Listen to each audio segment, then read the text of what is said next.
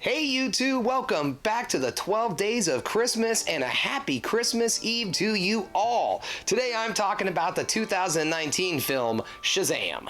Our dad's picking us up. He got held up at the business office. The business office, huh? Sure, kid. Look, parents or guardians must appear physically to check out students. Gotcha. Okay, well, you hear that, Dad? Hey! Shazam! Oh, hey there, son. Oh, hey there, other son that I also have that's related to that son I just passed in the hallway. I'm so sorry I'm late. I got held up at the business office. Shazam is directed by David F. Sandberg, and it's starring Zachary Levi and Mark Strong. A 14-year-old boy is granted magical powers that turns him into the superhero Shazam. Shazam appeared in Whiz Comics number 2, December 1939, published by Fawcett Comics, not DC, and his name wasn't Shazam at the time, it was Captain Marvel. Yes, I know Marvel Comics has their own Captain Marvel, and I'm not talking about that today. So how did DC end up with Captain Marvel or Shazam anyway? Well, they sued Fawcett Comics for copyright infringement due to the likeness of their character being so closely related to Superman. But Fawcett won that lawsuit and was able to keep publishing Captain Marvel. That victory was short-lived, however.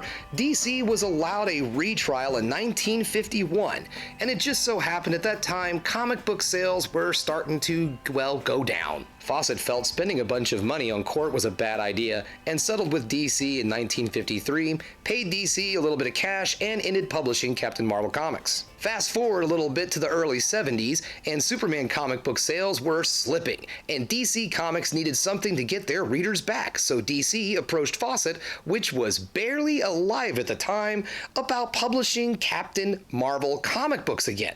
Fawcett agreed to allow DC to publish Captain Marvel comic books, and in 1971, DC published the comic book Shazam. The character's name, however, was still Captain Marvel at this time. In fact, DC did not change the character's name to Shazam until the New 52 in 2011. Shazam was released March 16, 2019, and it grossed $366 million on a $100 million budget. Critics also loved this film, calling it a great blend of humor and heart, and the film is sitting on the tomatoes that are not so rotten at a 90%. So what do I like about this movie? Just like the critics, I also too believe that this film is an absolutely amazing blend of heart and humor. I would actually go out on a limb and say that this film is so far the most heartfelt superhero movie that has been made in modern times. And a lot of that has to do with the outstanding performances from all of the child actors in this film,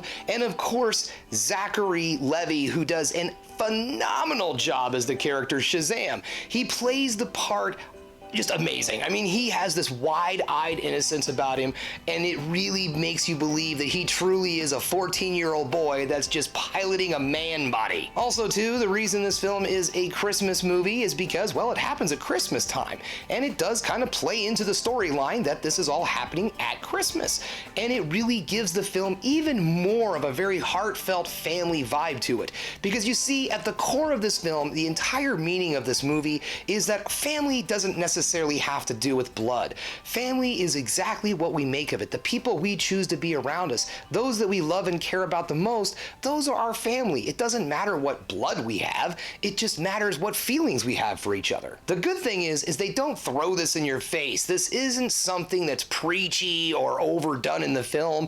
It's just how the movie makes you feel. You get a really good vibe of family and friendship and just a very warm, and I know I keep saying this, warm-hearted feeling with this movie. So if you're in the mood for a holiday superhero movie, then go ahead and check this film out on HBO Max. Now, if you're not a member of HBO Max, don't worry. This movie's still out there for rent. You can find it on Vudu, Amazon Prime, Google Movies, and YouTube. Alright guys, that brings us to the end of another Film Geek video. If you enjoyed what you saw here today, go ahead and subscribe to the channel, ring that bell for notifications, and give me the old thumbs up so I know you like what you're seeing. And if there's another thing you could do, folks, that is keep watching movies.